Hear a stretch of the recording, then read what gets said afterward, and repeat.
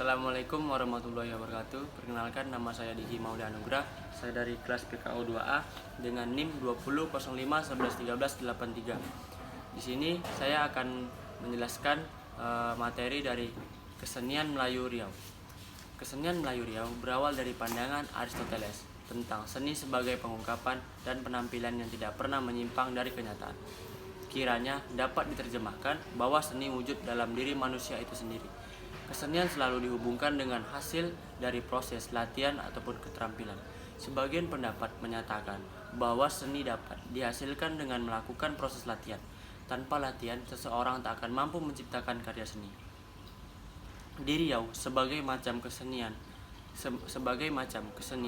lahir dari suatu yang mistik. Kesenian Melayu yang dapat dipercaya wujud dari proses metafisika adalah kesenian seperti tari zapin di Rupat Utara, rentak budian di Talang Mamak, dan tari olang-olang. Kesenian itu dapat dipercaya sebagai estetika yang diciptakan dari suatu yang mistik. Gerak dan tingkah lakunya diyakini sebagai pengaruh dari kekuatan gaib. Jenis kesenian Melayu Riau. Jenis-jenis kesenian Melayu Riau ada beberapa jenis. Jenis yang pertama ada seni musik Melayu. Seni musik Melayu dapat dibagi dalam dua kategori. Ada yang digunakan sebagai alat untuk menirukan bunyi suara hewan dalam berburu, dan juga ada untuk alat komunikasi. Sebagian lagi digunakan sebagai pengiring lagu. Yang pertama dari seni musik adalah dedokut. Dedokut adalah sejenis alat musik yang digunakan untuk memburu burung ruak-ruak. Alat musik tiup ini tidak diperuntukkan untuk mengiringi lagu atau nyanyian. Dedokut terbuat dari bambu yang panjangnya sekitar 10-13 cm, berbeda dengan seruling. Lubang dedokut hanya ada dua, satu untuk laluan angin dan yang satu pula untuk mengantarkan tinggi rendah suara. Bunyi yang dihasilkan dedokut sangat mirip dengan bunyi burung ruak-ruak. Kemudian yang kedua ada puput.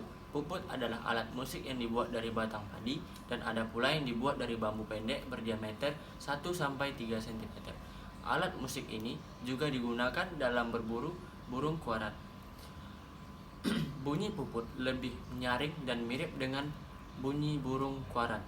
Membunyikan puput yang lebih dahulu membacakan mantra akan memukau bunyi kuaran untuk datang menghampiri sumber bunyi tersebut.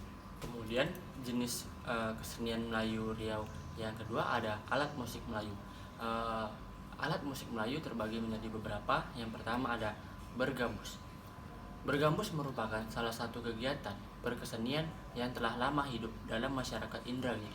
Alat musik ini dinamakan gambus, yang dibuat dari kayu ringan dan lembut.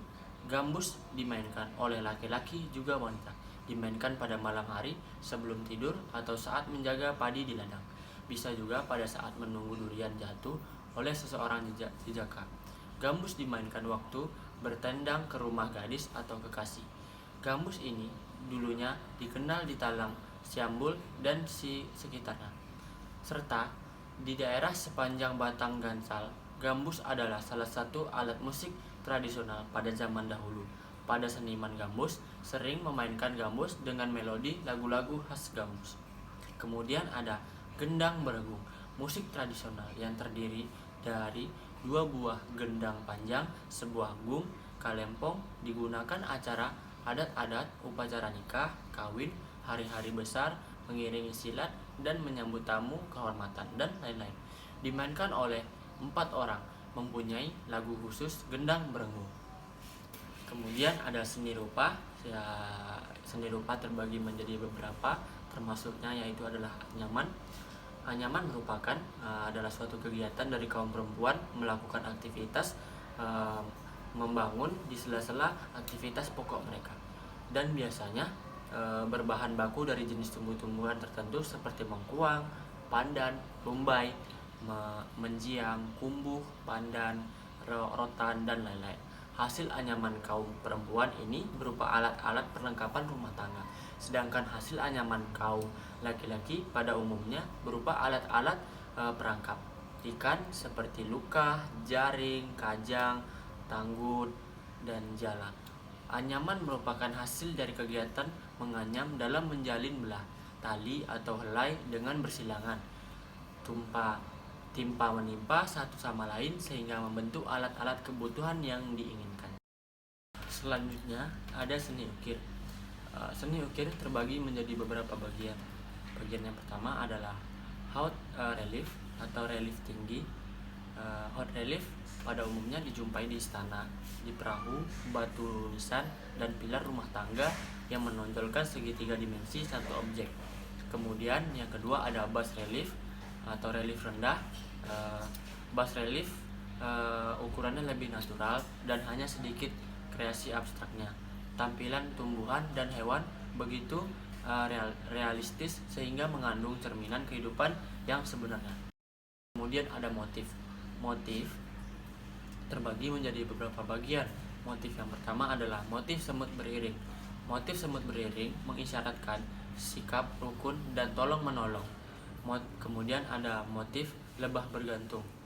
Motif lebah bergantung menggambarkan sikap lebah yang selalu memakan makanan yang baik dan bersih dan mengeluarkannya dalam bentuk madu agar dapat dimanfaatkan oleh manusia. Kemudian ada motif tetung. Ada motif tempuk manggis. Motif tempuk manggis dimaknai sebagai kejujuran karena tempuk buah manggis merupakan gambaran isi buah manggis di dalamnya. Hal ini sejalan dengan pepatah Melayu, yaitu takkan berbohong si tempuk manggis. Selanjutnya ada seni teater pada masyarakat Melayu Riau. Seni teater terbagi menjadi beberapa bagian. Bagian yang pertama adalah sandiwara atau teater bangsawan. Teater bangsawan adalah pertunjukan komedi yang menggabungkan musik, drama, lagu, laga, dan tari serta mengangkat kisah-kisah di lingkungan istana. Kemudian ada mendu. Mendu adalah seni pertunjukan perpaduan nyanyian dengan langkah tari serta dialog mengikuti irama gendang. Dilakukan di atas panggung terbuka, mengambil cerita dewa-dewa, jin, mambang, beruk, dan nenek kebayan. Kemudian ada ronggeng. Ronggeng merupakan seni tarian yang diiringi dengan lagu Melayu. Kesenian ini dahulunya pernah populer di kalangan orang-orang dewasa, dibawa oleh kelompok pasar malam dari Medan ke Pasir Pangarayan. Pertunjukan dibuka pada malam hari. Seni tari masyarakat Melayu Riau. Seni tari terbagi menjadi beberapa bagian, yaitu tari mayang. Tarian ini merupakan bentuk magis untuk mencari petunjuk obat yang tepat untuk penyakit yang diderita si sakit. Selain itu, tarian ini juga berfungsi sebagai membujuk rayu bagi penghuni alam goib untuk tidak menyesatkan dukun dalam mencari obat untuk si sakit. Kemudian ada tari zapin, biasanya digunakan untuk penyambutan tamu dan pembuka acara. Kemudian ada tari olang-olang, di mana tarian olang-olang ini adalah tarian rakyat suku Sakai di Bengkalis yang gerakan tariannya menirukan gerak burung elang. Tarian ini merupakan tarian pemujaan terhadap roh-roh atau animisme.